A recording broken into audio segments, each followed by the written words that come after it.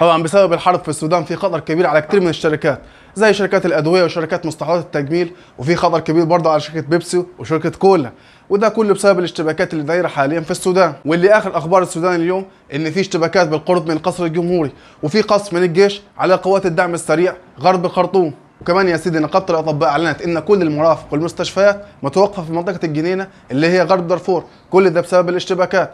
فحرب السودان زي ما هي خطر على السودان وعلى الدول المجاوره ليها، فبرضه هي خطر على الشركات العالميه زي شركه كولا وشركه بيبسي، لان السودان فيها حاجه مهمه بالنسبه للشركات دي ومحتاجاها الشركات دي في صناعتها اللي هي الصمغ العربي. السودان يا سيدي مسيطر على انتاج الصمغ العربي، العالم كله بينتج 120 الف طن في السنه، السودان بتنتج 70% من انتاج العالم كله. الصمغ العربي يا سيدي في منطقه دارفور وكردفان والنيل الابيض.